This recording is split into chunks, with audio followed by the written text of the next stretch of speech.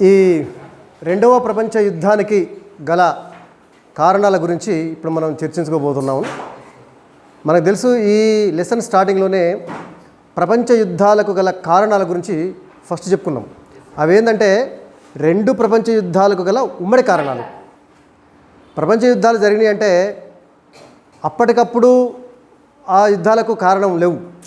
ఈరోజు ప్రపంచ యుద్ధం స్టార్ట్ అయిందంటే దానికి గల కారణము అప్పుడే ఉద్భవించింది మనం అనుకోలేము. గత 20-30 శతాబ్దాలుగా అనేక కారణాలు పెనవేసుకుని ఉండి ఆ తర్వాత ఆ కారణాలన్నిటి వల్ల ఆ యుద్ధం అవుట్బ్రోక్ అయింది, ఆ యుద్ధం సంభవించడం జరిగింది. తక్షణ కారణం ఏదో ఉండొచ్చు, కానీ వాటి వెనుక గత 20-30 సంవత్సరాలుగా అనేక కారణాలు పెనవేసుకుని ఉంటాయి. అందులో రెండు ప్రపంచ యుద్ధాలకు గల ఉమ్మడి కారణాలు ఈ లెసన్ స్టార్టింగ్లోనే మనం చెప్పుకున్నాం. ఏంటివి అవి? ఈ రెండు ప్రపంచ యుద్ధాలు, సీక్రెట్ అలయన్సెస్, రహస్య ఒప్పందాలు, సైనికవాదం, నెక్స్ట్ ఇంకా సైనికవాదం, తర్వాత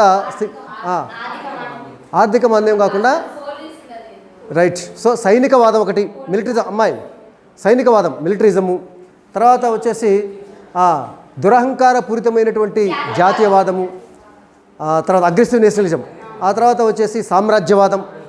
ఇవన్నీ ఇప్పుడు మనం చెప్పుకున్నటువంటి దురహంకార పూరిత జాతీయవాదం కావచ్చు, సామ్రాజ్యవాదం కావచ్చు, రహస్య ఒప్పందాలు కావచ్చు, సైనికవాదం కావచ్చు, ఇవన్నీ మొదటి మరియు రెండవ ప్రపంచ యుద్ధానికి గల ఉమ్మడి కారణాలు.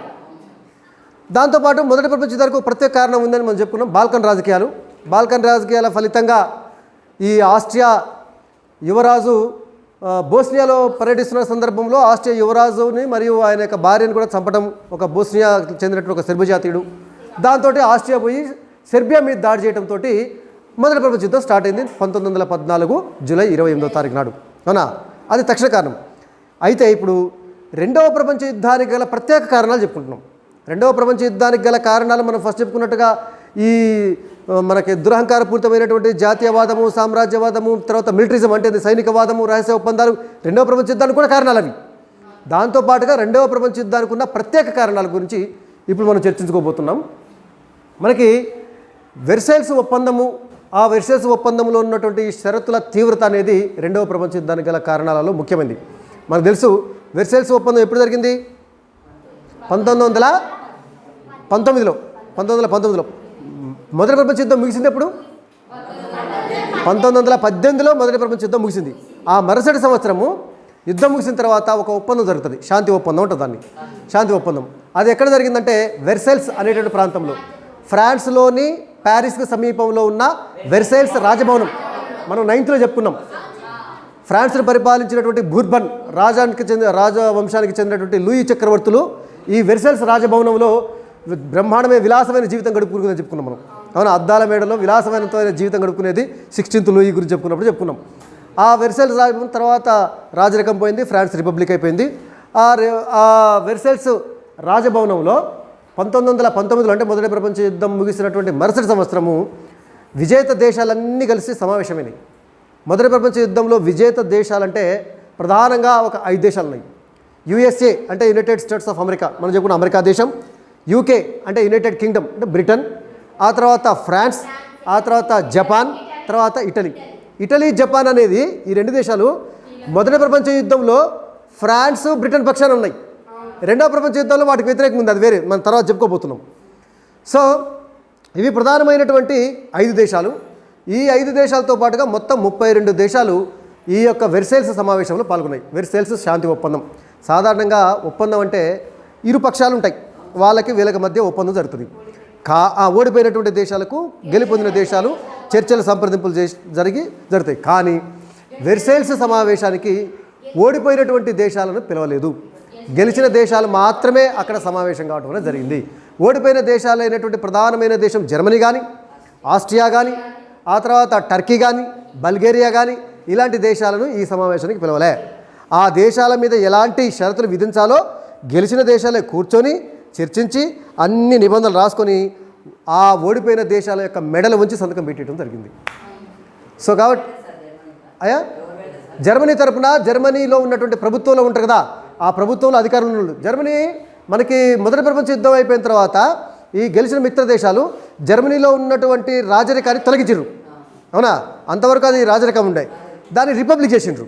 రిపబ్లిక్ అంటే ఏంది? అదే దేశాధినేత ప్రజల చేత ఎన్నికైనటువంటి వారు ఉంటే దాన్ని రిపబ్లిక్ దేశం అంటాం, రిపబ్లిక్ కంట్రీ, గణతంత్రం అంటాం. అంటే వంశపారంపర్యంగా వచ్చేటటువంటి రాజరికం ఉండదు, అవునా? సో దాన్ని ఆ రాజరికాన్ని తొలగించి, జర్మనీలో రాజరికాన్ని తొలగించి మొదటి ప్రపంచ యుద్ధం తర్వాత అక్కడ ఒక ఎన్నికైనటువంటి ఏదో ప్రభుత్వాన్ని ఉంచిర్రు.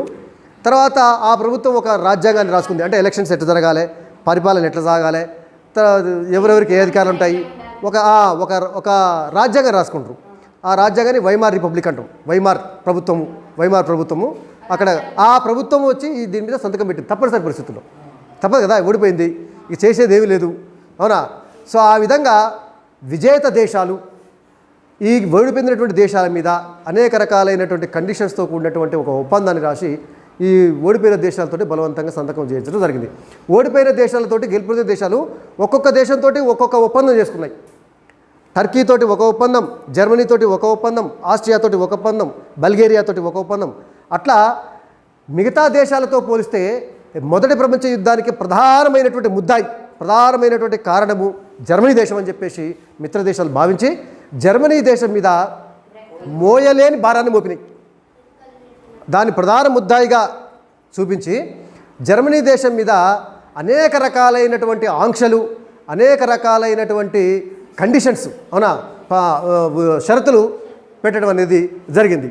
సో ఈ వెర్సైల్స్ ఒప్పందంలో భాగంగా విజేత దేశాలు జర్మనీ దేశాన్ని ఏ విధంగా పూర్తి స్థాయిలో అణిచివేసింది, ఏ విధంగా దాన్ని రెక్కలు విరిచిన పక్షికి రెక్కలు విరిచేసి ఇంక ఎగరలేదు, తెలుసు కదా, అది సావదు, ఇటు బతకదు, అవునా? అగో జర్మనీ పరిస్థితి ఇప్పుడు అట్లుంది. మొదటి ప్రపంచ యుద్ధం వల్ల జర్మనీ కూడా బాగా నష్టపోయింది. ఆయుధాల సైన్యపరంగా నష్టపోయింది, తర్వాత ఆర్థికంగా చితికిపోయింది బాగా. సో ఎస్, ఆ తర్వాత ఆర్థిక మాంద్యం వచ్చిందనుకో, దీనికంటే ముందే దీని తర్వాత వెర్సైల్స్ ఒప్పందం తర్వాత ఈ జర్మనీని అనేక రకాలుగా మిత్ర దేశాలు బాగా అణిచివేయడం జరిగింది. అందులో ప్రధానంగా ఏంటంటే జర్మనీ దేశానికి చెందినటువంటి కొన్ని వలసలు ఆఫ్రికాలో ఉన్నాయి. జర్మనీకి చిన్న కొద్ది వలసలు ఉన్నాయి. ఆ జర్మనీ తిరిగి కోలుకోకుండా ఉండాలి, మళ్ళీ భవిష్యత్తులో కయ్యానికి కాలు దువ్వకుండా, యుద్ధానికి సిద్ధం కాకుండా ఉండాలంటే అన్ని రకాలుగా దాన్ని బలహీనపరచాలి అని మిత్రపక్షాలు భావించినవి. ఫ్రాన్స్ కానీ, బ్రిటన్ కానీ, తర్వాత అమెరికా కావచ్చు, ఈ దేశాలన్నీ భావించినవి. అందుకని ఏంటంటే అందులో భాగంగా జర్మనీకి చెందినటువంటి వలసలు, ఆఫ్రికా దేశంలో ఉన్నటువంటి కొన్ని వలసల్ని ఈ మిత్ర దేశాలు పంచుకున్నాయి. అందులో మనకి బ్రిటన్ కావచ్చు, ఫ్రాన్స్ కావచ్చు, జపాను, ఇటలీ దేశాలు పంచుకోవడం జరిగింది. ఆ విధంగా జర్మనీ వలసల్ని పనిచేసుకున్నారు, జర్మనీ యొక్క బలం తగ్గించారు. ఆ తర్వాత జర్మనీ యొక్క భూభాగాలను కూడా మిత్ర దేశాలు కొన్ని స్వాధీనం చేసుకున్నాయి. అందులో భాగంగా ఏంటంటే జర్మనీ ఏకీకరణ చెందినప్పుడు, జర్మనీ ఏకీకరణ ఎప్పుడు జరిగిందిరా, మనం 9th చెప్పుకున్నాం. ఏకీకరణ, యూనిఫికేషన్ ఆఫ్ జర్మనీ 1870లో బిస్మార్క్ ఉన్నప్పుడు ఒట్టో వాన్ బిస్మార్క్ కాలంలో 1870లో జర్మనీ రాజ్యాలన్నింటినీ ఏకం చేసిండు ఆయన. ఆ జర్మనీ ఏకీకరణకు అడ్డుగా ఉన్నటువంటి ఫ్రాన్స్ తోటి కూడా యుద్ధం చేసినప్పుడు అప్పుడు 3 యుద్ధాలు జరిగినాయి జర్మనీ ఏకీకరణ కోసము. డెన్మార్క్ తోటి ఒక యుద్ధం, ఆస్ట్రియా తోటి ఒక యుద్ధం, చివరికి ఫ్రాన్స్ తోటి ఒక యుద్ధం. జర్మనీ ఏకీకరణకు అడ్డుగా ఉన్నటువంటి ఈ 3 దేశాలతోటి బిస్మార్క్ యుద్ధం చేసి చివరికి జర్మనీ ఏకీకరణను సుసాధ్యం చేసిండు. చివరిగా ఫ్రాన్స్ తోటి యుద్ధం చేసిండు. ఫ్రాన్స్తో యుద్ధం చేసినప్పుడు జర్మనీ గెలిచింది కదా 1870లో. ఆ ఫ్రాన్స్ యొక్క భూభాగంలో ఉన్నటువంటి ఆల్సస్ లొరైన్ అనేటువంటి ఒక ఖనిజ సంపద ఉన్నటువంటి ప్రాంతాన్ని జర్మనీ అప్పుడు 1870లో తీసుకుంది. ఇప్పుడు జర్మనీ ఓడిపోయింది కదా మొదటి ప్రపంచ యుద్ధంలో. ఫ్రాన్స్ ఊరుకుంటుందా? ఏమంటే ఫ్రాన్స్ ఏం చేసిందంటే జర్మనీలోని ఆల్సస్ లొరైన్ ప్రాంతాన్ని ఈ ఫ్రాన్స్ వాళ్ళు ఆక్యుపై చేసుకోవడం జరిగింది జర్మనీ నుంచి. ఎస్, 1870లో ఫ్రాన్స్ నుంచి ఆల్సస్ లొరైన్ ప్రాంతాన్ని జర్మనీ వాళ్ళు తీసుకుంటే ఇప్పుడు జర్మనీ ఓడిపోయింది కదా, జర్మనీ నుంచి ఫ్రాన్స్ వాళ్ళు తీసుకున్నారు. ఆల్సస్ లొరైన్ ప్రాంతం అనేది ఖనిజ సంపద పరంగా అత్యంత సంపన్నమైనటువంటి ప్రాంతం. ఎందుకంటే అప్పట్లో పారిశ్రామికంగా అభివృద్ధి చెందిన దేశాలు ఫ్రాన్స్ కానీ, తర్వాత జర్మనీ కానీ, యూరోప్ దేశాలన్నీ పారిశ్రామిక ఇండస్ట్రియల్ డెవలప్డ్ కంట్రీస్ అవన్నీ. మరి పారిశ్రామిక పెద్ద పెద్ద పరిశ్రమలు ఉంటాయి. పెద్ద పెద్ద పరిశ్రమలు ఉన్నప్పుడు ఆ పరిశ్రమలో ముడిసరుకు ఈ ఖనిజాలు ఉంటేనే పారిశ్రామిక అభివృద్ధి తొందరగా జరుగుతుంటుంది. కొత్తగా పెద్ద పెద్ద ఫ్యాక్టరీ పెడితే సరిపోదు. ఫ్యాక్టరీలో వస్తు ఉత్పత్తి కావాలంటే రా మెటీరియల్ ఉండాలి. ఆ రా మెటీరియల్ మొత్తము ఖనిజాలు అన్ని చోట్ల పెద్ద దొరకవు, చాలా కొద్ది ప్రాంతాల్లో దొరుకుతాయి. సో అలాంటి ఆల్సస్ లొరైన్ ప్రాంతాన్ని ఇప్పుడు జర్మనీ నుంచి ఫ్రాన్స్ చేజిక్కించుకుంది ఈ వెర్సైల్స్ సంధిలో భాగంగా. దాంతోపాటు అంటే ఏంది భూభాగ పరంగా దాన్ని బలహీనం చేసినారు, దాన్ని వలసలు చేజిక్కించుకుర్రు. తర్వాత జర్మనీకి మంచి ఒక గుండెకాయ లాంటిది ఏది మన ఆర్థికంగా మా ఖనిజ వనరుల సంపద పరంగా గుండెకాయ లాంటి ఆల్సస్ ప్రాంతాన్ని ఫ్రాన్స్ వాళ్ళు తీసుకున్నారు. ఈ విధంగా జర్మనీ భూభాగాలను కొన్ని కోల్పోవాల్సి వచ్చింది. ఆ తర్వాత పోతే ఈ చూడండి ఇంకోటి వెర్సల్స్ ఒప్పందానికి విజేత దేశాలు వచ్చినాయి అనుకున్నాం కదా. విజేత దేశాల్లో మనకి ఇప్పుడు చెప్పుకున్నట్టుగా అమెరికా కావచ్చు, బ్రిటన్ కావచ్చు, ఫ్రాన్స్ కావచ్చు వచ్చినాయి.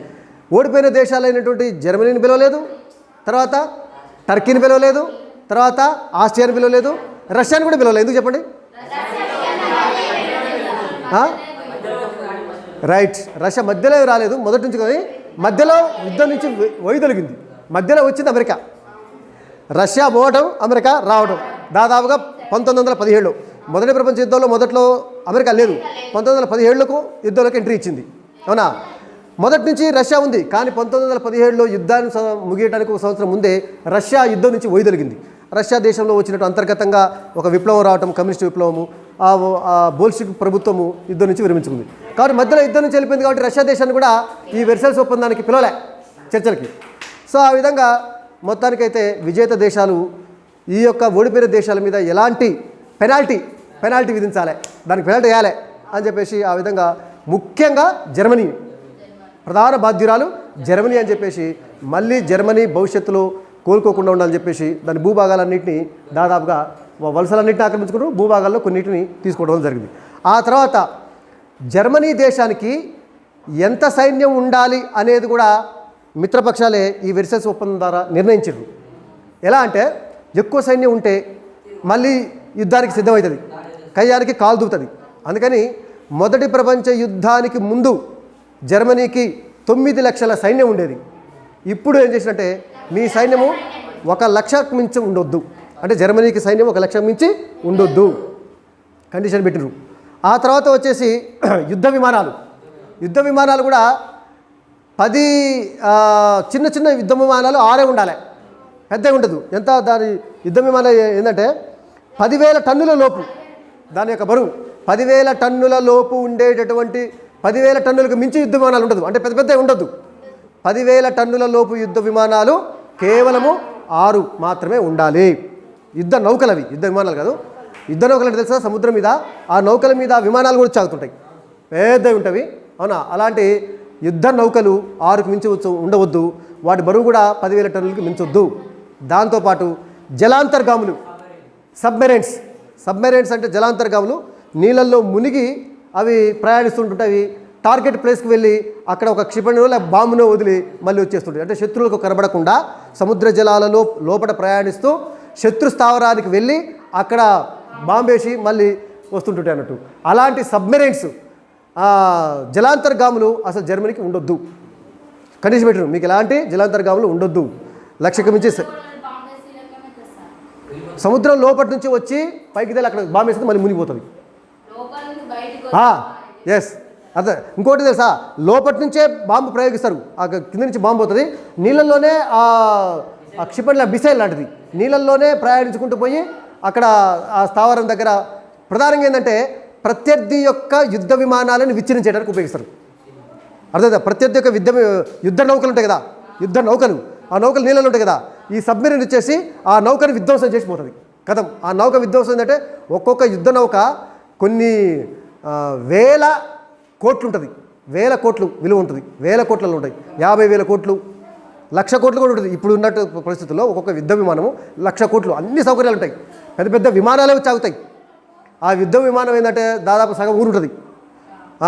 అలాంటి యుద్ధ నౌకలను ధ్వంసం చేయడం కోసము ఈ యొక్క జలాంతర్గాములు ఉపయోగించుకుంటున్నట్టు. అలాంటి జలాంతర్గాములు జర్మనీకి ఉండొద్దు. ఎస్, ఒకటి కూడా ఉండొద్దు. తర్వాత నౌకల మించి క్షిపణులు ప్రయోగించే టార్పిడోలు అని ఉంటాయి కొన్ని నౌకల నుంచి. ఆ టార్పిడోలు కూడా ఇంత సంఖ్యలోనే ఉండాలి.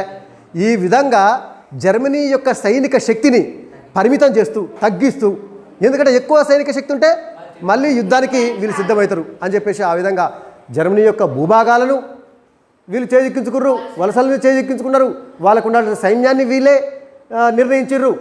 ఈ విధంగా వెర్సైల్స్ ఒప్పందం ద్వారా జర్మనీ మీద అనేక రకాలైనటువంటి ఆంక్షలు, పెనాల్టీ, దాని మీద పెనాల్టీ అంటే ఏంది, నష్టపరిహారం, యుద్ధ నష్టపరిహారం కట్టాలని చెప్పేసి దాని మీద మోయలేని యుద్ధ నష్టపరిహారాన్ని కూడా జర్మనీకి విధించడం జరిగింది. దీనిని జర్మనీ ప్రజలు అత్యంత అవమానకరంగా భావించారు. మెజారిటీ జర్మనీ ప్రజలు ఏంటంటే మేము ఓడిపోయినాం కరెక్టే, కానీ ఓడిపోయినటువంటి మా మీద మరీ ఇంత అన్యాయంగా ఇలాంటి ఆంక్షలు విధిస్తారా, మేము ఒక స్వతంత్ర దేశం, మాకు ఎంత సైన్యం ఉండాలో మీరే చెప్పాలి, ఎన్ని యుద్ధ విమానాలు ఉండాలో మీరే చెప్పాలి, ఎన్ని టార్పిడోలు ఉండాలో మీరే చెప్తారు. ఈ విధంగా అన్నీ ఒక రకంగా వాళ్ళ సార్వభౌమత్వాన్ని, వాళ్ళకున్నటువంటి అధికారాన్ని, సార్వభౌమత్వాన్ని ఈ మిత్రపక్షాలు నిర్ణయించేటట్టుగా ఉండటము జర్మనీ ప్రజలకి చాలా సంతృప్తి కలిగించింది. ఆ తర్వాత కాలంలో వెర్సైల్స్ ఒప్పందాన్ని ఒక సాకుగా చూపి హిట్లర్ వంటి నాయకుడు ఉద్భవించటము.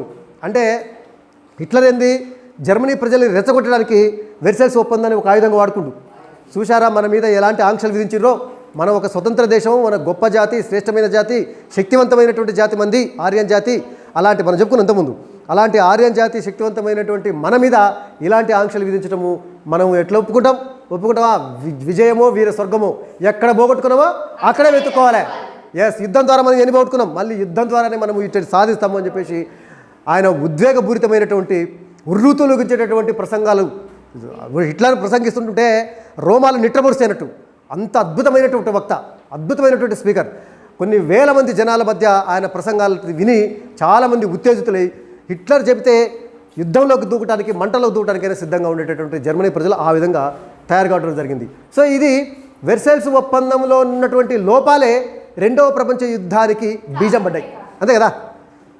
మొదటి ప్రపంచ యుద్ధం తర్వాత జరిగినటువంటి వెర్సైల్స్ ఒప్పందంలోనే, ఆ ఒప్పందంలో ఉన్నటువంటి లోపాలే రెండవ ప్రపంచ యుద్ధానికి బీజం నాటెట్టయింది, అవునా. సో ఆ విధంగా ఇంత తీవ్రమైనటువంటి షరతులు విధించకుండా ఉండాల్సింది, కానీ జర్మనీని అత్యంత అవమానకరంగా గురి చేసే విధంగా వెర్సైల్స్ ఒప్పందంలో ఉన్నటువంటి షరతులు జర్మనీ ప్రజలలో ఒక రకమైనటువంటి ప్రతీకార కాంక్షను రేగించింది. కక్ష తీర్చుకోవాలి ఎట్లయినా సరే మిత్రపక్షాల మీద, ఇంత అవమానకరంగా మా మీద ఇన్ని కండిషన్స్ విధిస్తారా, ఇంత రెక్కలు విరిచిన పక్షిలాగా మమ్మల్ని మళ్ళీ కోలుకోలేకుండా, మళ్ళీ మేము అభివృద్ధి చెందడానికి అవకాశం లేకుండా అన్ని దారులు మూసేసిండ్రు, అంతే కదా. అంతే కదా, యుద్ధంలో గెలిచిన దేశాలకి నష్టం జరిగింది, ఓడిపోయిన దేశాలకి నష్టం జరిగింది. కానీ ఓడిపోయిన దేశాలు ఈ నష్టపరిహారాన్ని యాంచి కట్టిస్తాయి. దానికి తోడు మళ్ళీ 1929లో ఆర్థిక మాంద్యం వచ్చింది.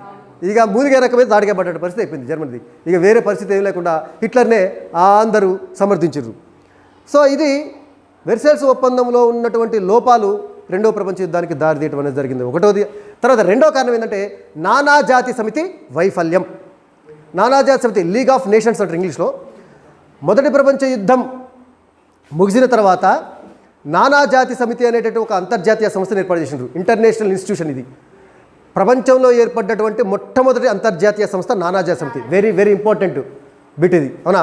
మొదటి అంతర్జాతీయ సంస్థ. ఎందుకు నానాజాతి సమితిని ఏర్పాటు చేసినట్టే,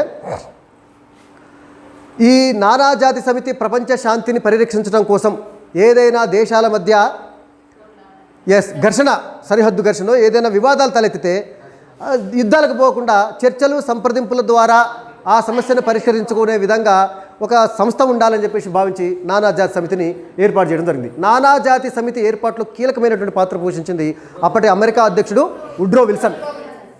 అప్పటి అమెరికా అధ్యక్షుడు. ఆయన ప్రపంచ శాంతి పరిరక్షణ కోసము మొదటి ప్రపంచ యుద్ధం తర్వాత ప్రపంచ శాంతిని పరిరక్షించడం కోసం ఒక 14 సూత్రాలు చెప్పిండు. దేశాలు ఏ విధంగా వ్యవహరించాలి, ఎట్లా చర్చలు, సంప్రదింపులు చేపట్టాలి, అంతర్జాతీయంగా దేశాల మధ్య సంబంధాలు ఎట్లా ఉండాలి అనే విషయం మీద ఒక 14 సూత్రాలు చెప్పిండు. 14 సూత్రాలలో లాస్ట్ సూత్రం ఏంటంటే ప్రపంచ శాంతిని పరిరక్షించడానికి ఒక అంతర్జాతీయ సంస్థ ఉండాలి అని ఆయన చెప్పిండు. ఆ 14వ సూత్రం ఆధారంగా నానాజాతి సమితిని ఏర్పాటు చేయడం అనేది జరిగింది. నానాజాతి సమితి ప్రధాన లక్ష్యం ఏంటంటే ప్రపంచ శాంతిని కాపాడటం, అంటే యుద్ధాలు రాకుండా నివారించడం. తర్వాత రెండోది ఏంటంటే అభివృద్ధి కార్యక్రమాలను చేపట్టడం, అభివృద్ధి కార్యక్రమాలు ప్రమోట్ చేయటం. యుద్ధాలు రాకుండా శాంతిని కాపాడటం మొదటి లక్ష్యము, ప్రథమ కర్తవ్యము. దాంతోపాటుగా ఎక్కడైతే ఆకలి చావులు ఉంటాయో అక్కడ ఆహార ధాన్యాలు సరఫరా చేయడం కావచ్చు, లేదా వైద్య సదుపాయాలు కల్పించడం కావచ్చు, అన్ని దేశాల్లో విద్యా సదుపాయాలను పెంపొందించడం కావచ్చు, రైట్. ఇలా అభివృద్ధికి సంబంధించినటువంటి వాటిని ప్రమోట్ చేయటము, ఇది రెండో లక్ష్యము.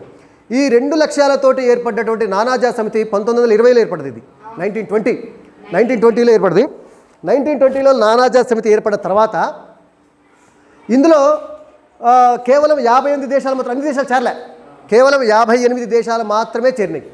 ఒక దశ అంటే హయ్యెస్ట్, కొన్ని దేశాలు వస్తున్నాయి, కొన్ని దేశాలు పోతున్నాయి. ఒక దశలో అత్యధికంగా 58 దేశాలు మాత్రమే నానాజాతి సమితిలో ఉండటం అనేది జరిగింది.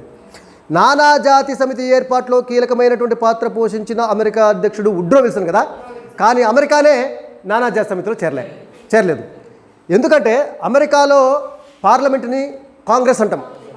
అమెరికా అధ్యక్షుడు ఏ నిర్ణయం తీసుకున్నా, ఏ అంతర్జాతీయ సంస్థలో చేరాలన్నా కాంగ్రెస్ పర్మిషన్ కావాలి, అంటే అమెరికా పార్లమెంటు ఆమోదించాలి. ఈయనకి నానాజాతి సమితిలో చేరాలి ఉంది, అసలు ఈయన నానాజాతి సమితి రూపకర్త ఒక రకంగా చెప్పాలంటే. కానీ అమెరికా కాంగ్రెస్లో తీర్మానాన్ని ప్రవేశపెట్టిండ్రు. అప్పట్లో కాంగ్రెస్లో ఉన్నటువంటి సభ్యులు, అంటే అమెరికా పార్లమెంట్లో ఉన్నటువంటి సభ్యులు, ఈ అంతర్జాతీయ రాజకీయాలలో మనం జోక్యం చేసుకోవడం అనవసరం, మన అభివృద్ధి ఏందో మన యొక్క కార్యక్రమం మనం చూసుకోవాలి, యూరోప్ రాజకీయాలలో మనం ఎందుకు తలబెట్టాలా ఏలు పెట్టాలని చెప్పేసి చాలామంది సభ్యులు దాన్ని వ్యతిరేకించారు. దీన్ని నానాజాతి సమితిలో చేరటాన్ని, దానివల్ల అమెరికానే నానాజాతి సమితిలో చేరలే. అమెరికా అధ్యక్షుడే రూపకర్త దీనికి, కానీ అమెరికానే నానాజాతి సమితిలో చేరలేదు. సో ఆ విధంగా అదొకటి. తర్వాత చాలా దేశాలు తమ ఇష్టం ఉన్నప్పుడు నానాజాతి సమితి చేరటం, ఇష్టం లేనప్పుడు నానాజాతి సమితి నుంచి వైదొలగిపోవటం. నానాజాతి సమితికి అనుబంధంగా అప్పట్లో అంతర్జాతీయ న్యాయస్థానం కూడా ఏర్పడింది, ఇంటర్నేషనల్ కోర్ట్ ఆఫ్ జస్టిస్. అది ఇప్పటికీ కొనసాగుతుంది. అంటే ప్రపంచ దేశాల మధ్య వివాదాలు వచ్చినప్పుడు ఆ కోర్టు ద్వారా పరిష్కరించుకోవడం అన్నట్టు, కోర్టులో వాదనలు విని తద్వారా న్యాయపరమైనటువంటి పరిష్కారం లభించేలాగా కృషి చేయటము. ది హేగ్, నెదర్లాండ్లోని ది హేగ్ అనేటటువంటి ప్రాంతంలో అంతర్జాతీయ న్యాయస్థానం ప్రధాన కార్యాలయం ఉంది, ఇప్పటికీ కొనసాగుతుంది. నానాజాతి సమితికి అనుబంధంగా ఏర్పడినటువంటి అంతర్జాతీయ న్యాయస్థానం. దాంతోపాటు అంతర్జాతీయ కార్మిక సంస్థ, international labour organization, ILO, international labour organization, అంతర్జాతీయంగా వివిధ దేశాలలో ఉన్నటువంటి కార్మికుల యొక్క సంక్షేమము, వాళ్ళ హక్కులు కాపాడటము, వాళ్ళ యొక్క శ్రమ దోపిడీని ఆపడము, కార్మికుల యొక్క అనేక రకాలైన సంక్షేమ కార్యక్రమాలు చేపట్టేలాగా ఆయా దేశాలలో ప్రేరేపించడము, ఆ సంస్థ అలాంటి లక్ష్యాలతోటి అంతర్జాతీయ కార్మిక సంస్థ కూడా నానాజాతి సమితికి అనుబంధంగా ఏర్పడింది. అది కూడా ఇప్పటికీ కొనసాగుతుంది. కార్మికుల దినోత్సవం అంటే మే 1 వస్తుంది. ఆ విధంగా అంతర్జాతీయ కార్మిక సంస్థ, అంతర్జాతీయ న్యాయస్థానము నానాజాతి సమితికి అనుబంధంగా ఏర్పడి ఇప్పటికీ కొనసాగుతున్నాయి. అంతర్జాతీయ కార్మిక సంస్థ ప్రధాన కార్యాలయము జెనీవాలో ఉంది, మనకి నెక్స్ట్ టాపిక్లో వస్తుంది ఇది. సో ఈ విధంగా నానాజాతి సమితి ఒక మంచి లక్ష్యంతో ఏర్పడింది. ప్రధాన లక్ష్యము శాంతిని కాపాడటం. మళ్ళీ ఎందుకంటే మొదటి ప్రపంచ యుద్ధం అనేది అంతకుముందు ప్రపంచము కని విని ఎరుగునటువంటి ఘోరమైనటువంటి నష్టాన్ని చూసింది, ప్రజలకు తెలియదు, అంతే కదా. మొదటి ప్రపంచ యుద్ధానికంటే ముందు యుద్ధాలు జరిగాయి, కానీ ఇంతటి ప్రాణ నష్టము, ఇంతటి ఆస్తి నష్టము, ఇంతమంది అంగవైకల్యం చెందటం, కొన్ని కోట్ల మంది చచ్చిపోయారు. సో ఇంతటి భయంకరమైనటువంటి అనుభవం వచ్చిన తర్వాత మళ్ళొకసారి రెండో ప్రపంచ యుద్ధం రావద్దురా నాయన అనుకున్నారు. అనుకోనే అటు గెలిచిన దేశాలకు కూడా భయమే కదా, మళ్ళీ ప్రపంచ యుద్ధం అంటే గెలిచినా కూడా వాళ్ళకి భారీ నష్టం ఉంటుంది. కాబట్టి గెలిచిన దేశాలు కానీ ఓడిన దేశాలు కానీ అన్నీ కూడా ఆలోచించి ఈ అంతర్జాతీయ సంస్థ ఉండాలి, ఎప్పుడైనా ఘర్షణలు కానీ వివాదాలకు తలెత్తినప్పుడు ఈ సంస్థ ద్వారా పరిష్కరించుకోవాలి కూర్చొని అని చెప్పేసి ఒక వేదిక ఉండాలి. ఆ వేదిక నానాజాతి సమితి అని చెప్పేసి దాన్ని ఏర్పాటు చేసిండ్రు, బాగానే ఉంది. కానీ నానాజాతి సమితి సక్సెస్ రేటేనా? ఎట్లా చెప్పగలవు సక్సెస్ కాలేదని? రైట్. నానాజాతి సమితి వైఫల్యం పొందింది, ఫెయిల్యూర్ అయింది అని అనడానికి ప్రధాన కారణం ఏంటంటే రెండో ప్రపంచ యుద్ధం రావటం. ఒకవేళ ఇది సక్సెస్ అయ్యి ఉంటే రెండో ప్రపంచ యుద్ధం రాకపోయేదే కదా. సో రెండో ప్రపంచ యుద్ధం వచ్చిందంటే దీని ప్రధాన లక్ష్యాన్ని ఇది నిర్వర్తించలేదు, అంతే కదా. రెండో ప్రపంచ యుద్ధాన్ని ఆపలేకపోయింది. అని దాంతోపాటు ఏంటంటే ఈ నానాజాతి సమితిలో ఉన్నటువంటి సభ్య దేశాలు ఒకవేళ ఏంటంటే పక్క దేశాల మీద దాడి చేయొద్దు, అదొక నిబంధన ఉంటుంది, పక్క దేశాల మీద దాడి చేయొద్దు, యుద్ధానికి దిగొద్దు అని. కానీ ఇటు జర్మనీ కానీ, ఏది హిట్లర్ నేతృత్వంలో, తర్వాత ముస్సోలినీ నేతృత్వంలో ఉన్నటువంటి ఇటలీ కానీ, పక్క దేశాలు జపాన్ కానీ పక్క దేశాల మీద దాడి చేసినటువంటి క్రమంలో ఈ నానాజాతి సమితి ఆ దేశాలను ఆపలేకపోయింది. ఒకవేళ ఆ దేశాలకి నానాజాతి సమితి ఒక ఏదైనా హెచ్చరిక దారి చేస్తే అసలు ఆ సంస్థ నుంచే వాళ్ళు వైదొలిగారు. నానాజాతి సమితి నుంచి ఒక దశలో జర్మనీ బయటకు వచ్చేసింది, ఇటలీ బయటకు వచ్చేసింది, జపాన్ కూడా బయటకు వచ్చేసింది. ఏం చేస్తావు చేసుకోపో అన్నట్టుగా. సో ఆ విధంగా నానాజాతి సమితి యొక్క వైఫల్యం కూడా రెండవ ప్రపంచ యుద్ధానికి ఒక కారణం చెప్పవచ్చు. సో వెర్సైల్స్ ఒప్పందంలో ఉన్నటువంటి లోపాలు, వెర్సైల్స్ ఒప్పందం ద్వారా జర్మనీని తీవ్రంగా అణచివేసేటటువంటి చర్య, జర్మనీ ప్రజల్లో ఒక ప్రతీకార భావన, ప్రతీకార జ్వాలను రేపింది. నానాజాతి సమితికి వైఫల్యం కూడా ఏ లక్ష్యం కోసమైతే నానాజాతి సమితిని ఏర్పాటు చేసిండ్రో ఆ లక్ష్యంని అది నిర్వర్తించలేకపోయింది. నానాజాతి సమితి వైఫల్యం కూడా రెండవ ప్రపంచ యుద్ధానికి ప్రధానమైనటువంటి కారణాలుగా చెప్పుకోవచ్చు. వీటితో పాటు మరికొన్ని రెండవ ప్రపంచ యుద్ధ కారణాలను మనం చర్చిద్దాం. సో రెండవ ప్రపంచ యుద్ధానికి గల ప్రత్యేక కారణాల గురించి మనం చర్చిస్తున్నాం. ఆ క్రమంలో రెండవ ప్రపంచ యుద్ధానికి ముఖ్యమైనటువంటి కారణాలు వెర్సైల్స్ ఒప్పందంలోని అంశాలు జర్మనీ మీద విపరీతమైనటువంటి షరతులు విధించటము, అది రెండవ ప్రపంచ యుద్ధానికి బీజం వేయటం అనేది జరిగింది. అంటే మొదటి ప్రపంచ యుద్ధం తర్వాత మొదటి ప్రపంచ యుద్ధం ముగిసిన తర్వాత జరిగిన వెర్సైల్స్ ఒప్పందంలోనే రెండవ ప్రపంచ యుద్ధానికి బీజం పడింది ఒక రకంగా చెప్పాలంటే. ఆ తర్వాత వచ్చేసి నానాజాతి సమితి యొక్క వైఫల్యం కూడా రెండవ ప్రపంచ యుద్ధానికి దారితీయటము. ఏ లక్ష్యం కోసమైతే నానాజాతి సమితిని ఏర్పాటు చేశారో ఆ లక్ష్యాన్ని చేరుకోవడంలో నానాజాతి సమితి విఫలమైంది. శాంతిని కాపాడాలి, యుద్ధాలను ఆపాలి అనేటటువంటి ప్రధానమైనటువంటి లక్ష్యము నానాజాతి సమితిది, అది విఫలమైంది. దానికి కారణం ఏంటంటే ఆ దేశాలే, ప్రధానంగా ఈ యుద్ధానికి బాధ్యత వహించినటువంటి దేశాలే, యూరోప్ దేశాలు ముఖ్యంగా. తర్వాత వచ్చేసి మూడవది ఏంటంటే ప్రతీకార పెత్తందారీతనము, జర్మనీ సవాల్. దీని గురించి కూడా మనం ఆల్రెడీ చర్చించినాం. జర్మనీ మొదటి ప్రపంచ యుద్ధం తర్వాత వెర్సైల్స్ ఒప్పందం ద్వారా జర్మనీ మీద విధించినటువంటి విపరీతమైనటువంటి ఆంక్షలు వాళ్ళలో ఒక రకమైనటువంటి ప్రతీకార భావనలు రేకెత్తించింది. ఒక రకమైనటువంటి ప్రతీకారం తీర్చుకోవాలి. ఏది ఆ గెలిచినటువంటి దేశాలు ఉన్నాయి కదా మా మీద మరి, ఎందుకంటే వెర్సైల్స్ ఒప్పందంలో ఉన్నటువంటి అంశాలను మనం చూసి ఉండినాం, మనం గమనించినాం. వాళ్ళ యొక్క సైన్యం ఎంత ఉండాలో నిర్ణయించారు మిత్ర దేశాలు. మీకు ఇంత కేవలం 9 లక్షల సైన్యాన్ని లక్ష సైన్యానికి పరిమితం చేయడం కావచ్చు. ఆ తర్వాత వాళ్ళ యొక్క యుద్ధ విమానాలు పరిమితం చేయడం కావచ్చు, వాళ్ళకి జలాంతర్గాములు లేకుండా చేయడం కావచ్చు, వాళ్ళకి టార్పిడోలు ఎన్ని ఉండాలో వాళ్ళని నిర్ణయించడం కావచ్చు, జర్మనీకి చెందినటువంటి వలసలన్నింటినీ మిత్రపక్షాలు పంచుకోవడం కావచ్చు, జర్మనీ యొక్క భూభాగాలను ఆల్సస్ లోరేన్ లాంటి మంచి ఖనిజాలు ఉన్నటువంటి ప్రాంతాన్ని ఫ్రాన్స్ లాంటి దేశాలు చేజిక్కించుకోవడం కావచ్చు. అన్ని విధాలుగా జర్మనీని పూర్తి స్థాయిలో అణిచివేసి రెక్కలు విరిచిన పక్షిలాగా జర్మనీ చేసేటువంటిది జర్మనీ ప్రజలు ఒక అవమానంగా భావించారు. ఈ వెర్సైల్స్ ఒప్పందంలో ఉన్నటువంటి అంశాలు తమని బానిసత్వంలోకి నెట్టేస్తున్నాయి. ఒక బానిస దేశంలాగా మమ్మల్ని చేసినారు మిత్రపక్షాలు. గతంలో కూడా యుద్ధాలు జరిగినాయి, కానీ యుద్ధం గెలిచిన దేశం ఓడిపోయిన దేశం మీద ఇంత అమానుషమైనటువంటి కండిషన్స్ షరతులు పెట్టలే ఇప్పుడు. కాబట్టి జర్మనీ ప్రజలందరూ కూడా ఒక రకమైనటువంటి అవమాన భారాన్ని మోయటం జరిగింది ఈ వెర్సైల్స్. దాంతో వాళ్ళు ఏంటంటే ప్రతీకార భావన వచ్చేసింది. ఏ విధంగానైనా సరే తిరిగి మనము కోలుకోవాలంటే మళ్ళీ యుద్ధం ద్వారానే మనము మళ్ళీ మిత్రపక్షాలను ఓడించి తిరిగి మన యొక్క పేరుని, మన యొక్క గౌరవాన్ని, మనం పోగొట్టుకున్నటువంటి ఆ భూభాగాలను కూడా మనం చేజిక్కించుకోవచ్చు అనే భావన ఉన్నది. దాంతో హిట్లర్ లాంటి నాయకులకి జర్మనీ ప్రజలు వాళ్ళు ఆదరించారు. వాస్తవానికి జర్మనీ లాంటి ప్రజలు హిట్లర్ లాంటి వారిని ఆదరించడానికి కారణం ఏంటంటే వాళ్ళలో ఉన్నటువంటి తీవ్రమైనటువంటి నిరాశ, నిస్పృహ ఏం చేయలేదు. ఎందుకంటే మొదటి ప్రపంచ యుద్ధం తర్వాత అనేక ప్రభుత్వాలు జర్మనీలో ఏర్పడటము, తర్వాత పడిపోవటము, పూర్తి కాలంలో ఏ ప్రభుత్వం కొనసాగలే, పొలిటికల్ ఇన్స్టెబిలిటీ అనేది ఏర్పడింది. ఏ ప్రభుత్వం కూడా జర్మనీ యొక్క ఆర్థిక వ్యవస్థని మెరుగుపరచలేకపోతుంది. ఈలోపు ఆర్థిక మాంద్యం వచ్చేసింది 1929లో. ఇక ఆర్థిక మాంద్యం యొక్క ప్రభావము జర్మనీ మీద విపరీతంగా ఉన్నది. మొత్తం నిరుద్యోగులు, తినడానికి తిండి లేని పరిస్థితి, ఆకాశాన్నంటిన ధరలు, ఇలాంటి పరిస్థితుల్లో పూర్తి నిరాశ నిస్పృహలోకి పోయినటువంటి జర్మనీ ప్రజలకి హిట్లర్ యొక్క మాటలు స్వాంతన చేకూర్చినాయి, ఆకర్షించినాయి.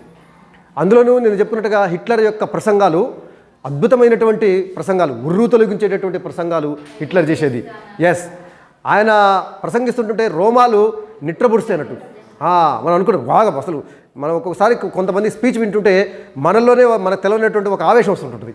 ఆ విధమైనటువంటి తన ప్రసంగాలతోటి జర్మనీ ప్రజల్ని రెచ్చగొట్టడము, వాళ్ళని యుద్ధానికి సిద్ధంగా చేయటము, ప్రతీకార భావనలను రేకెత్తించిండు హిట్లర్.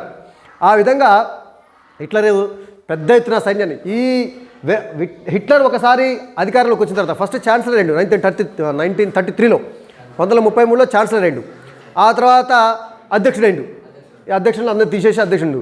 తర్వాత ఎనాబ్లింగ్ యాక్ట్ ద్వారా మొత్తం సర్వాధికారులు చేజిక్కించుకుండు. మనం చెప్పుకున్నాం ఎనాబ్లింగ్ యాక్ట్. ఆ మొత్తం సర్వాధికారులు చేజిక్కించుకుండు. ఇంకా డెమోక్రాటిక్ ఇన్స్టిట్యూషన్స్ అన్నింటినీ రద్దు చేసిండు. ప్రజాస్వామ్య పార్లమెంట్తో సహా పార్లమెంట్తో సహా అన్నిటినీ రద్దు చేయడం అనేది జరిగింది. ఇక దాంతో ఆయన హిట్లర్ యొక్క కర్తవ్యం ఏంది? యుద్ధమే. ఎట్లయినా సరే యుద్ధం చేయాలి. యుద్ధం ద్వారా జర్మనీని గెలిపించి మిత్రపక్షాల మొత్తాన్ని ఓడించి మళ్ళీ యూరోప్ మీద ఆధిపత్యం వహించాలా అనేటటువంటి లక్ష్యం హిట్లర్ది. యూరోప్ మీద ఆధిపత్యం వహించాలంటే యుద్ధమే మార్గం అని చెప్పేసి ఆయన అనుకుంటాము. పెద్ద ఎత్తున ఈ వెర్సైల్స్ ఒప్పందంలో ఉన్నటువంటి షరతులన్నింటినీ ఉల్లంఘించడం స్టార్ట్ చేసిండు. అంటే మేము అప్పట్లోనేమో వెర్సైల్స్ ఒప్పందం మీద అప్పుడు ఉన్నటువంటి ప్రభుత్వం తప్పనిసరి పరిస్థితుల్లో సంతకం చేసింది. హిట్లర్ అధికారులకు వచ్చిన తర్వాత అసలు మనం ఆ వెర్సైల్స్ ఒప్పందాన్ని గౌరవించవలసిన అవసరమే లేదు. వాళ్ళు 1,00,000 మంది సైన్యాన్ని పెట్టుకోవాలి కదా, 10 లక్షలు పెట్టుకుంటా, ఎవరేం చేస్తారో చూద్దాం అన్నట్టుగా. యుద్ధ విమానాలు వద్దాను కదా, 10,000 టన్నులకు మించినటువంటి యుద్ధ విమానాలు ఎన్నైనా నేను పెట్టుకుంటాం అని చెప్పేసి ఈ వెర్సైల్స్ ఒప్పందంలో ఉన్నటువంటి షరతులన్నింటినీ ఉల్లంఘిస్తూ పెద్ద ఎత్తున సైన్యాన్ని, ఆయుధాలను, యుద్ధ విమానాలను, యుద్ధ నౌకలను పెద్ద ఎత్తున సమకూర్చుకోవటము. ఎస్, ఆయన అధికారంలోకి వచ్చిన తర్వాత ప్రజలకి ఉపాధి కల్పించడం కోసం ఏం చేసినట్టే కొన్ని పెద్ద ఎత్తున భారీ కర్మాగారాలను ఏర్పాటు చేసినట్టు చెప్పుకున్నాం కదా మనం. ఎస్, రోడ్లు వేయటం కావచ్చు, ఇంకా చెప్పాలంటే ఆయుధాలను ఉత్పత్తి చేసేటటువంటి పరిశ్రమలు పెద్ద ఎత్తున హజాల్మర్ షాక్ట్, ఎవరు ఆ జర్మనీ యొక్క ఆర్థిక వ్యవస్థను చక్కదిద్దే బాధ్యతని హిట్లరు హజాల్మర్ షాక్ట్ అనేటటువంటి ఒక ఆర్థికవేత్తకి ఇచ్చిండు. ఆయన ఏం చేసినట్టే ఆయుధాలను ఉత్పత్తి చేసేటటువంటి ఫ్యాక్టరీలు పెద్ద ఎత్తున పెట్టిండు. కర్మాగారాలు, ఎస్ ఫ్యాక్టరీలను. ఆ ఫ్యాక్టరీలు ఎంతకాలం వస్తాయి? యుద్ధము కొనసాగితేనే ఇక్కడ ఉత్పత్తి జరుగుతుంది. సో ఆ విధంగా యుద్ధానికి జర్మనీ ప్రజలను మానసికంగా సిద్ధం చేసిండు, సైన్యాన్ని సమకూర్చుకుంటూ, ఆయుధాలను సమకూర్చుకుంటూ, ఇక ఏదో ఒక కారణంతో యుద్ధం చేయడానికి రెడీగా ఉన్నాడు హిట్లర్. అమ్మా తెలుసు ఈ విషయం రైట్. గెలిచినటువంటి బ్రిటన్, ఫ్రాన్స్ లాంటి దేశాలు హిట్లర్ ఈ విధంగా జర్మనీలోకి అధికారంకి వచ్చి పెట్టరేకపోతుంటుంటే ఏమి చేయలేకపోయినరా, ఆ బ్రిటన్, జర్మనీ ఏం చేస్తున్నారు, బ్రిటన్ కానీ ఫ్రాన్స్ కానీ ఏం చేస్తున్నాయి మొన్న అడిగినావు నువ్వు అదే క్వశ్చన్, అవునా? రైట్, చూద్దాం. నీకు వచ్చిన డౌటే. ఇగో అదే, ఇది సామ్యవాదము, రష్యా పట్ల భయాలు, ఇది ఒక కారణం. నువ్వు అడిగినట్టుగానే సార్, మొదటి ప్రపంచ యుద్ధంలో గెలిచినటువంటి బ్రిటన్ కానీ ఫ్రాన్స్ కానీ జర్మనీలో హిట్లర్ అధికారంలోకి వచ్చి ఈ విధంగా పెట్టరేకపోతూ వెర్సైల్స్ ఒప్పందంలో ఉన్నటువంటి నిబంధనలను తుంగలో తొక్కి ఆయన ఇష్టం వచ్చినట్టు వ్యవహరిస్తుంటుంటే ఫ్రాన్స్, బ్రిటన్ దేశాలు ఏం చేస్తున్నాయి అని డౌట్ నీకు, అంతే కదా? రైట్ రైట్ అయితే రైట్ దానికి సమాధానం ఇది దానికి సమాధానం ఇది, సామ్యవాదము, రష్యా పట్ల భయాలు. ఒక పక్క హిట్లర్ జర్మనీలో అధికారంలోకి వచ్చి ఈ విధంగా వెర్సైల్స్ ఒప్పందంలోని అంశాలను తుంగలో తొక్కి ఆయుధాలను, సైన్యాన్ని మొత్తాన్ని ఆయన సమకూర్చుకుంటుంటే వాళ్ళు, ఫ్రాన్స్ వాళ్ళు కానీ బ్రిటన్ వాళ్ళు కానీ చూసి చూడనట్లు వ్యవహరించారు. ఎందుకో ఒకసారి చూద్దాం. మనకు తెలుసు, రష్యాలో 1917లో విప్లవం వచ్చింది, కమ్యూనిస్ట్ విప్లవం వచ్చింది. ప్రపంచంలో ఏర్పడ్డటువంటి మొట్టమొదటి కమ్యూనిస్ట్ ప్రభుత్వము రష్యాలో ఏర్పడింది. కమ్యూనిజం భావజాలం, అసలు కమ్యూనిజం అనేది అంతకుముందు 19వ శతాబ్దంలోనే కార్ల్ మార్క్స్ కమ్యూనిస్ట్ సిద్ధాంతం అని చెప్పిండు. ఆయన కమ్యూనిస్ట్ మేనిఫెస్టో అనే ఒక పుస్తకం రాసిండు. కార్ల్ మార్క్స్ పేరు మీరు విన్నారా? 9th ఒకసారి వచ్చింది కార్ల్ మార్క్స్. ఆయన ప్రపంచంలో ఉన్నటువంటి కార్మికులందరినీ ఏకం చేసి, మీరు ఈ నినాదం విన్నారా? స్లోగను, ప్రపంచ కార్మికులారా ఏకం కండి, పోరాడితే పోయేదేమీ లేదు, బానిస సంఖ్యలు తప్ప అనేటటువంటి ఒక నినాదం ఇచ్చిండు. విన్నారు కదా? మేడే రోజు ఎక్కువ అందరూ కమ్యూనిస్టులు ఆ యొక్క నినాదం ఇస్తుంటారు, కార్మిక దినోత్సవం రోజు. ఎస్, ఈ కమ్యూనిస్ట్ సిద్ధాంతాన్ని, సామ్యవాద ప్రభుత్వం ఎట్లా ఉండాలి, ఏ విధంగా ఏర్పడాలనే దాన్ని 19వ శతాబ్దంలోనే కార్ల్ మార్క్స్ అనేటువంటి ఆయన ఈ కమ్యూనిస్ట్ సిద్ధాంతం గురించి ఫస్ట్ చెప్పిండు. ఆ కార్ల్ మార్క్స్ చెప్పినటువంటి కమ్యూనిస్ట్ సిద్ధాంతాలతో ప్రపంచంలో ఏర్పడ్డ మొట్టమొదటి ప్రభుత్వము రష్యాలో కమ్యూనిస్ట్ ప్రభుత్వము. మనం చెప్పుకున్నాం కమ్యూనిజము లేదా సామ్యవాదం అంటే ఏందనేది. సోషలిజం అంటే ఏంటంటే ఆ దేశంలో ఉన్నటువంటి ఉత్పత్తి సాధనాలన్నీ, అంటే ఫ్యాక్టరీలు కావచ్చు, బ్యాంకులు కావచ్చు, పెద్ద పెద్ద పరిశ్రమలు అన్నీ కూడా ప్రభుత్వాధీనంలో ఉంటాయి. ప్రైవేటు పెట్టుబడిదారులు ఉండరు, ప్రైవేటు ఆస్తులు ఉండవు, వ్యక్తిగత ఆస్తులు అనేటివి ఉండవు. అందరికీ అందరూ కలిసి పనిచేయాలి, వచ్చిన దాన్ని అందరూ సమానంగా పంచుకోవాలి అనేటటువంటి సమసమాజ స్థాపన చేయటమే సామ్యవాదం యొక్క లక్ష్యం. అయితే రష్యాలో పెద్ద ఎత్తున ఒక విప్లవం లాగా వచ్చింది, కమ్యూనిస్ట్ విప్లవం. తర్వాత ఆ విప్లవానికి చక్రవర్తులు కూడా పారిపోయారు. కమ్యూనిస్ట్ ప్రభుత్వం ఏర్పడింది. కమ్యూనిస్ట్ ప్రభుత్వం ఏర్పడిన తర్వాత 1922వ సంవత్సరంలో యుఎస్ఎస్ఆర్ ఏర్పడింది. అంటే రష్యా దేశము పక్కన ఉన్న చుట్టుపక్కల ఉన్న దేశాలతోటి ఒక ఒప్పందం చేసుకొని ఒక సమాఖ్య, ఒక ఫెడరేషన్కి ఏర్పడింది. మిగతా దేశాలతోటి కలిసి ఒక ఫెడరేషన్, అంటే ఆ ప్రాంతం అంతా కూడా రష్యా ఆధీనంలో ఉండి రష్యా యొక్క పరిపాలనలో భాగంగా ఉంటూ, ఎస్, ఆ విధంగా union of Soviet socialist republic Soviet socialist republic, ఒక విశాలమైనటువంటి దేశం ఏర్పడింది. సోవియట్ రష్యా అంటారు సింపుల్గా దానికి. ఈ సోవియట్ రష్యాలో ఫస్ట్ లెనిన్ కదా అధ్యక్షుడు. లెనిన్ వచ్చిన తర్వాత స్టాలిన్ వచ్చిండు. అది కాదు, స్టాలిన్ వచ్చిన తర్వాత కాలంలో ఏం జరిగిందంటే తమ యొక్క కమ్యూనిస్టు భావజాలాన్ని ప్రపంచవ్యాప్తంగా విస్తరించాలనేటటువంటి ఒక కొమింగ్టన్, అవునా, అంటే అంతర్జాతీయంగా ఈ కమ్యూనిస్టు సిద్ధాంతాలను ప్రచారం చేసి ప్రపంచవ్యాప్తంగా కమ్యూనిస్టు ప్రభుత్వాలను ఏర్పాటు చేయడంలో కీలక పాత్ర పోషించాలనుకున్నారు. అంటే దాని అర్థం ఏంటంటే కమ్యూనిస్టు విప్లవం వచ్చిన తర్వాత రష్యాలో దాని స్ఫూర్తికి తీసుకుని చాలా దేశాల్లో కమ్యూనిస్టు పార్టీలు ఏర్పడ్డాయి. వాళ్ళ యొక్క లక్ష్యం ఏంది? ఇప్పుడున్నటువంటి ప్రభుత్వాలను పడగొట్టి కమ్యూనిస్టు ప్రభుత్వాలను స్థాపించాలి. దానికి రష్యా సహకారం. దీంతో రష్యాను చూసి, రష్యాలో ఉన్నటువంటి సామ్యవాదాన్ని, కమ్యూనిజాన్ని చూసి ఈ వెస్టర్న్ కంట్రీస్ ఉన్నాయి కదా, పశ్చిమ దేశాలు భయపడ్డాయి. రష్యాలో వచ్చిన విధంగా మా దేశంలో కూడా ఈ కమ్యూనిస్టు విప్లవాలు వస్తాయేమో, మా ప్రభుత్వాలు పడిపోతాయేమో అనేటువంటి భయము బ్రిటను, ఫ్రాన్సు, పోర్చుగల్, స్పెయిన్ లాంటి పశ్చిమ యూరప్ దేశాలలో, రష్యానేమో తూర్పు యూరప్ దేశం, యూరప్లో తూర్పు వైపు ఉంటుంది. సో తూర్పు యూరప్ దేశం రష్యా, దాంతోపాటు దాని పక్కన ఉన్న కొన్ని ప్రాంతాలతో కలిపి యూఎస్ఎస్ఆర్ పడ్డాయి. పశ్చిమ యూరప్ అంటేనేమో Britain, France, Portugal, Spain, Italy ఇలాంటి దేశాలు, ఆస్ట్రియా కావచ్చు, ఇవన్నీ పశ్చిమ ఐరోపా దేశాలు.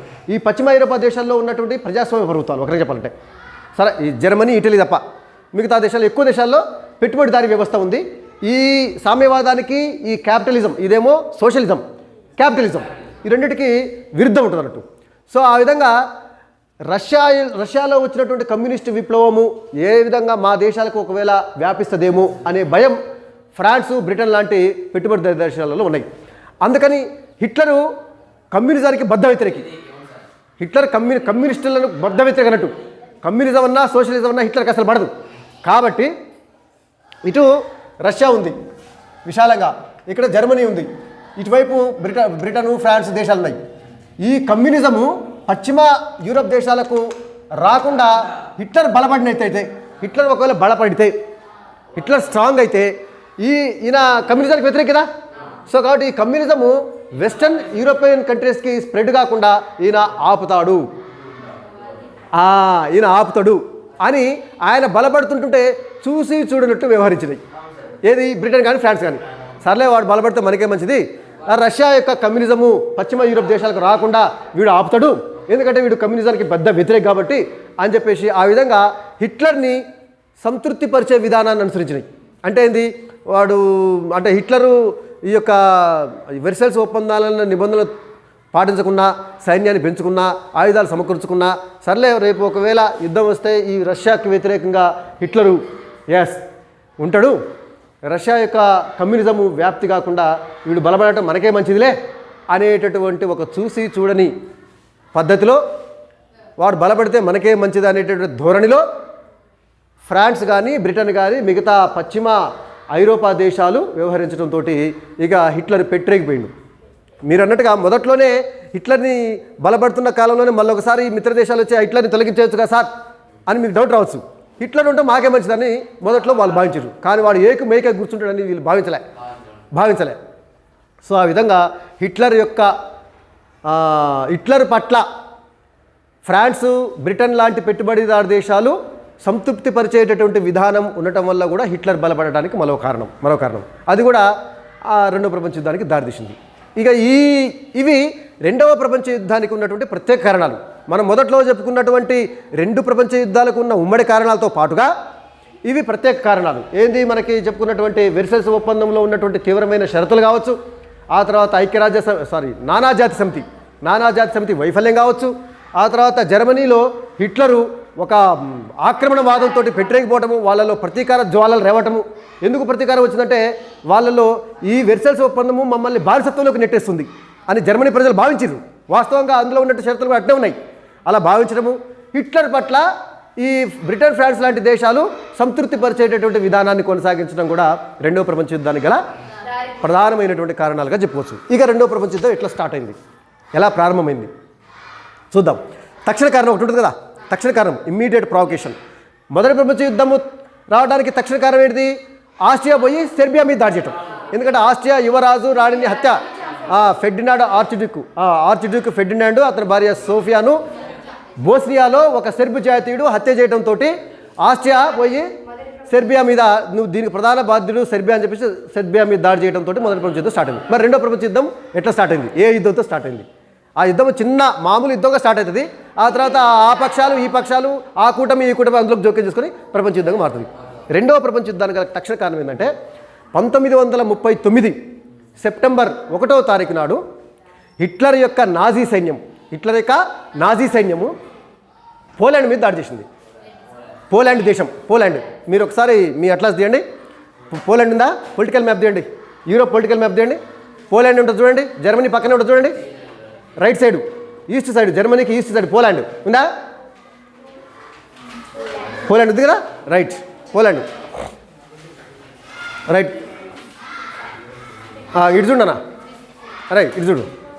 సో హిట్లర్ యొక్క నాజీ సైన్యము 1939 అమ్మా ఇటు చూడమ్మా ఇటు చూడు 1939 సెప్టెంబర్ 1వ తారీఖు నాడు జర్మనీలోని హిట్లర్ యొక్క నాజీ సైన్యము పోలాండ్ మీద దాడి చేసింది. ఎందుకు దాడి చేసిందంటే డాంజింగ్ అనేటటువంటి పట్టణాన్ని తనకు అప్పగించమని హిట్లరు పోలాండ్ని ఆదేశించిండు. దాన్ని పోలాండ్ తిరస్కరించింది. దాంతో ఒప్పుకోకపోతే పోలాండ్ మీద దాడి చేసిండు. దాంతో రెండవ ప్రపంచ యుద్ధం స్టార్ట్ అయింది. అసలు ఏంది డాంజింగ్ పట్టణము అనేది ఒక మనకి బుక్లో వివరంగా ఇలే కానీ ఒక్కసారి నేను చెప్తా చూడండి. యాక్చువల్గా మొదటి ప్రపంచ యుద్ధం అయిపోయిన తర్వాత ఈ జర్మనీని బలహీనపరచడానికి ఈ వెర్సల్స్ ఒప్పందంలోనే అనేక రకాలైనటువంటి కండిషన్స్ పెట్టారు కదా. అందులో భాగంగా ఏం చేసినట్టే, వాస్తవానికి నేను ఎగ్జాక్ట్లీ గీయట్లేదు, రఫ్గా మీకు అర్థం కావాలని గీస్తున్నా. ఇక్కడ ఒక జర్మనీ దేశం ఉంది అనుకుందాం, పక్కనే పోలాండ్ దేశం ఉంది దాని కాన్పూరి ఇటువైపు, అవునా? పోలాండ్ దేశాన్ని ఒక దాన్ని క్రియేట్ చేసింది. ఏది? మొదటి ప్రపంచ యుద్ధం తర్వాత జర్మనీకి అటు ఇటు కొన్ని భూభాగాలు అప్పగించి కొన్ని వేరే దేశాలని ఏర్పాటు చేసిండ్రు. అందులో భాగంగా పోలాండ్ ఏర్పాటు చేసి, పోలాండ్ ఇటు చూడు తల్లి అమ్మ ఇటు చూడు, తర్వాత మళ్ళీ చూద్దు కానీ పోలాండ్ దేశాన్ని ఏర్పాటు చేసిండ్రు. పోలాండ్ దేశము ఆర్థికంగా అభివృద్ధి చెందాలంటే ఎగుమతి దిగుమతులు ఉండాలి బాగా, అవునా? ఎగుమతి దిగుమతులు ఉండాలంటే సముద్ర మార్గం ఉండాలి, నౌకాశ్రయం ఉండాలి. నౌకల ద్వారానే అంతర్జాతీయ వ్యాపారం నడుస్తుంది. పోలాండ్ దేశానికి చుట్టూ భూభాగమే ఉంది బాగా చూడండి. పోలాండ్ పక్కన సముద్రం లేదు. దాంతో ఏమైందంటే తర్వాత విస్తరించిన తర్వాత ఉంది కానీ మొదట్లో పోలాండ్ దేశం ఇచ్చినప్పుడు ఇంకోటి ఏంటంటే పోలాండ్కి పైన అయింది కానీ కొద్దిగా ఉంది కానీ అది శీతాకాలంలో గడ్డగట్టిపోతుంది చూడండి. అది ఉత్తర ధ్రువం వైపు ఉంది కదా పోలాండ్కి. శీతాకాలంలో గడ్డగట్టిపోయి ఈ వ్యాపార నౌకలు ప్రయాణించడానికి అనుకూలంగా ఉండదు. సో మొత్తం ఫ్రీజింగ్ అయిపోతుంది. మొత్తం శీతాకాలంలో ఉత్తర అట్లాంటిక్ మహాసముద్రం ఆ ప్రాంతం అంతా కూడా మొత్తం ఫ్రీజింగ్ అవుతుంటుంది అన్నట్టు. అందుకని ఈ పోలాండ్ దేశానికి వ్యాపార మార్గం కోసం అని చెప్పేసి చూడండి ఏం చేసినట్టే, ఇది జర్మనీ దేశం కదా, జర్మనీ దేశం గుండా ఒక పెద్ద రహదారిని నిర్మించి ఇలాగించి ఇక్కడ సముద్రం ఉంటుంది. ఈ ప్రాంతంలో ఈ సముద్రం డాంజింగ్ అనేటువంటి ఒక ప్రాంతం ఉంది. డాంజింగ్ పట్టణం అంటే మొదటి ప్రపంచ యుద్ధం తర్వాత చేసినటువంటి ఏర్పాటు ఇది. మొదటి ప్రపంచ యుద్ధం తర్వాత పోలాండ్ ఏర్పాటు చేసింది. ఇది పోలాండ్, ఇది మొత్తం జర్మనీ. ఇటువైపు ఫ్రాన్స్ ఉంటుంది అనుకోండి, ఇటువైపు ఫ్రాన్స్ ఉంటుంది. ఇజుడు తల్లి ఇడుచుడు ఫస్ట్ ఇజుడు. ఇది రఫ్గా ఒక ఐడియా కోసం ఇది. సో ఈ పోలాండ్ దేశాన్ని ఏర్పాటు చేసి పోలాండ్ ఆర్థికంగా బలపడటం కోసం దానికి ఎగుమతి దిగుమతుల కోసం ఒక రేవు పట్టణం ఉండాలి. ఆ రేవు పట్టణం ఎక్కడ? జర్మనీలో. ఇగో ఇక్కడ డాంజింగ్ పట్టణం, ఇది డాంజింగ్. ఈ డాంజింగ్ పట్టణాన్ని, ఇదేమో రహదారి. ఈ రహదారి ఎక్కడి నుంచి పోతుంది? జర్మనీ మధ్య గుండా పోతుంది. చూడండి, జర్మనీ మధ్య గుండా రహదారి పోతుంది. జర్మనీలో పట్టణమైనటువంటి డాంజింగ్, దీన్ని పోలిష్ క్యారిడార్ అంటారు. క్యారిడార్ అంటే రహదారి, పోలిష్ క్యారిడార్. ఈ పోలిష్ క్యారిడార్ని అంటే ఈ రహదారిని, ఈ డాంజింగ్ పట్టణాన్ని పోలాండ్కి అప్పగించారు. జర్మనీ వాళ్ళు కాదు, వెర్సైల్స్ ఒప్పందం ద్వారా జర్మనీ కూడా అప్పట్లో ఒప్పుకుంది, తప్పలే. ఇది హిట్లర్కి పూర్వం, హిట్లర్ రావడానికి పూర్వం. సో ఈ పోలిష్ క్యారిడారు ఈ డాంజింగ్ పట్టణాన్ని పోలాండ్కి అప్పచెప్పి పోలాండ్ యొక్క రవాణా సాధనాలు ఇటువైపు యథేచ్ఛగా పోయి రావడానికి జర్మనీ వాళ్ళు అడ్డు చెప్పకుండా ఈ పట్టణం మొత్తము వీళ్ళకి అప్పచెప్పి ఇలాంటి ఏర్పాటు చేసిండ్రు. ఇది జర్మనీ వాళ్ళకి ఎంత అవమానం, అంతే కదా. దీనిని హిట్లరు జర్మనీ ప్రజలను రెచ్చగొట్టిండ్రు. మన దేశంలో ఉన్నటువంటి భూభాగం మీద ఒక రోడ్డు వేసి అది పోలాండ్ వాళ్ళకి అప్పచెప్పి మన దేశంలో ఉన్నటువంటి ఒక నౌకా పట్టణాన్ని పోలాండ్కి అప్పచెప్పి మనం చూస్తూ కూర్చోవలసిన పరిస్థితి అని చెప్పేసి జర్మనీ అధికారంలోకి వచ్చిన హిట్లర్ అధికారంలోకి వచ్చిన తర్వాత వాడు బలపడిన తర్వాత ఇక ఇప్పుడు ఆయన సైన్యాన్ని బాగా సమకూర్చుకుంటూ ఇప్పుడు ఏం చేయాలి, ఆయనకి ఏం కావాలి, యుద్ధం కావాలి. యుద్ధం ఎట్లయినా సరే మిత్రపక్షాలని కదిలియాలి, యుద్ధంతో గిల్లి కజ్జాలు పెట్టుకోవాలి, యుద్ధానికి సిద్ధం చేయాలి. ఏమనుకుంటేనా నేను బలంగా ఉన్నా, అన్ని రకాలుగా నేను మంచి బలంగా ఉన్నా, ఇప్పుడు ఫ్రాన్స్ కాదు బ్రిటన్ కాదు వాళ్ళందరూ వచ్చి కలిసి వచ్చినా సరే నేను వాళ్ళని ఓడిస్తా అనేటువంటి ధైర్యం హిట్లర్కి వచ్చింది. రావడంతో ఏం చేసినట్టే పోలాండ్కి అల్టిమేటం ఇచ్చిండు, బలవంతంగా రిక్రూట్ చేసుకుంటూ ఆయన అధికారంలోకి వచ్చిన తర్వాత 18 సంవత్సరాలు దాటినటువంటి యువకులందరికీ ఖచ్చితంగా మిలిటరీలోకి రావాలని చెప్పేసి ఆ జర్మనీ ప్రజలే అందరిని కూడా రెచ్చగొట్టింది కదా, దేశం కోసం అవసరమైతే ప్రాణాలైనా అర్పించాలని చెప్పేసి చెప్పింది కదా. ఆయన ప్రసంగాలతోటి ఉత్తేజితులైనటువంటి యువకులందరూ కూడా చాలామంది వచ్చారు. ఆ తర్వాత ఆయన యొక్క నియంత్రిత విధానాలు నచ్చకపోయినా ఖచ్చితంగా రావాల్సిందే. ఇంకా ఆయన విధానాలను వ్యతిరేకించే ప్రశ్నించే ముచ్చటే లేదు ఇక ఒకసారి అధికారులకు వచ్చిన తర్వాత. ఆ విధంగా సైన్యాన్ని సమకూర్చుకుంటూ ఇప్పుడు పోలాండ్కి ఒక అల్టిమేట్ ఇచ్చిండు, మీరు మొత్తం సర్దుకొని పోండి, ఈ పోలిష్ క్యారిడార్ మాదే, ఈ డార్జిలింగ్ పట్టణం మాదే, మర్యాదగా మాకు అప్పచెప్పండి అని చెప్పేసి పోలాండ్కి అల్టిమేటం ఇచ్చిండు హిట్లర్. దానికి పోలాండ్ ఒప్పుకోలే. పోలాండ్ బలమైంది, బ్రిటను ఫ్రాన్స్ ఇలాంటి దేశాలు నాకు సహకరిస్తాయి. హిట్లర్ తెలివిగా ఏం చేసిందంటే రెండవ ప్రపంచ యుద్ధానికి ముందు తెలివిగా రష్యాతోటి ఒక ఒప్పందం చేసుకుండు. రష్యా దేశంతో ఒక ఒప్పందం, రష్యాతోటి రహస్య ఒప్పందం. పడదు కానీ అది వాళ్ళ అవసరము, ఇది ఈడ అవసరము. ఏమని చెప్పిండంటే రష్యాకి జర్మనీలోని హిట్లర్కి కుదిరిన ఒప్పందం ఏంటంటే ఒకవేళ రెండవ ప్రపంచ యుద్ధానికి స్టార్ట్ అయితే, రెండవ ప్రపంచ యుద్ధం కాదు మామూలుగా ఒక యుద్ధం స్టార్ట్ అయితే రష్యా ఈ యుద్ధంలో పాల్గొనొద్దు. ఎవరికి, బ్రిటన్ పక్షాన ఫ్రాన్స్ పక్షాన రష్యా రావద్దు. దానికి ప్రతిఫలంగా ఈ జర్మనీ రష్యా మీద దాడి చేయదు. అంటే ఏంది, నువ్వు నాజులు రావద్దు, నేను నీజులు రాను. ఒకవేళ ఫ్రాన్స్కో బ్రిటన్కి మధ్య నాకు మధ్య యుద్ధం జరిగితే మీరు వాళ్ళకి సహకరించొద్దు. దానికి ప్రతిఫలంగా ఏం చేస్తాము, మేము మీ రష్యా భూభాగాల మీద దాడి చేయము అనేటట్టుగా ఒక రహస్య ఒప్పందం. జర్మనీ అప్పుడు రష్యా కూడా ఏమనుకుంటుంటే ఈ యూరోప్ రాజ్యాలకు దూరంగా ఉంటూ తన అభివృద్ధి ఏదో తను కొనసాగించాలనుకొని స్టాలిన్ అనుకుండు. కాబట్టి యుద్ధంలో పాల్గొంటే మొదటి ప్రపంచ యుద్ధంలో పాల్గొనే చాలా నష్టపోయింది కదా రష్యా. మిగతా దేశాలతో పోలిస్తే రష్యానే విపరీతంగా నష్టపోయింది మొదటి ప్రపంచ యుద్ధం వల్ల. మళ్ళీ ఒకవేళ ప్రపంచ యుద్ధాలు ఇలాంటివి వస్తే మళ్ళీ మనము అనవసరంగా పోవడం ఎందుకని చెప్పేసి రష్యా కూడా ఒప్పుకుంది. నేను యుద్ధంలో రాను, నువ్వు నాజులు రావద్దు, నువ్వు నా భూభాగాల మీద దాడి చేయొద్దు, నేను నీ భూభాగాల మీద దాడి చేయను, నేను ఎవరికి సహకరించను. ఆ విధంగా ఒక రహస్య ఒప్పందం కుదుర్చుకొని రష్యా యొక్క మద్దతు బ్రిటన్కు ఫ్రాన్స్కు రాకుండా ఆపగలిగిండు హిట్లర్. ఇది ఒక వ్యూహాత్మక ఎత్తు కూడా. రేపటి రోజున ఒకవేళ యుద్ధం స్టార్ట్ అయితే రష్యా మద్దతు ఇస్తే వాళ్ళకి బలం పెరుగుతుంది కదా ఫ్రాన్స్కి బ్రిటన్కి. అందుకని వ్యూహాత్మకంగా రెండవ ప్రపంచ యుద్ధానికి ముందే రష్యాని నిలువరించేలాగా రష్యాతో ఒక ఒప్పందం హిట్లర్ పెట్టుకున్న తర్వాత ఇక పోలాండ్ మీద దాడి చేసింది. పోలాండ్కి ఫస్ట్ ఒక ఆదేశం దాడి చేసింది. ఏంది, ఈ పోలిష్ క్యారిడార్ని డార్జిలింగ్ పట్టణాన్ని ఖాళీ చేసి వెళ్ళిపోండి, ఇది మా భూభాగము, మా పట్టణము అని చెప్పేసి అంటే పోలాండ్ వెళ్ళలే, ఖాళీ చేయకపోవడంతో 1939 1939 సెప్టెంబర్ 1వ తారీఖున జర్మనీ యొక్క నాజీ సైన్యము పోలాండ్ మీద దాడి చేసింది. దాడి చేయడంతో రెండవ ప్రపంచ యుద్ధం ప్రారంభమైంది. ఇలాంటి సమయం కోసమే ఎదురు చూస్తుండు. అయితే యాక్చువల్గా హిట్లరు ఈ యుద్ధము రెండవ ప్రపంచ యుద్ధానికి దారితీస్తుందని మొదట్లో భావించలే. ఇది చాలా చిన్న పని, గోటుతో పోయేది. అంటే ఏంది, పోలాండ్ని ఓడించి ఈ డార్జిలింగ్ పట్టణాన్ని కానీ పోలిష్ క్యారిడార్ని కానీ స్వాధీనం చేసుకోవడం నాకు చిన్న పని అని హిట్లర్ భావించిండు. కానీ పోలాండ్కు మద్దతుగా బ్రిటను తర్వాత ఫ్రాన్సు అలాంటి దేశాలు వస్తాయని ముందు అనుకోలే ఆయన. సరే ఒకవేళ వచ్చినా కూడా రెడీగా ఉండు, బట్ పోలాండ్ని ఈజీగా ఓడిస్తామని చెప్పేసి హిట్లర్ భావించిండు. పోలాండ్ మీద దాడి చేసిండు. అది రెండవ ప్రపంచ యుద్ధానికి దారితీసింది. అదే రెండవ ప్రపంచ యుద్ధం ప్రారంభం 1939 సెప్టెంబర్ 1వ తారీఖు. ఇక ఈ యుద్ధం ఎలా కొనసాగిందో ఒకసారి మనము పరిశీలిద్దాం. యుద్ధం ఎన్ని సంవత్సరాలు కొనసాగింది, ఎలా కొనసాగింది అనేది ఒకసారి మనం చూద్దాం.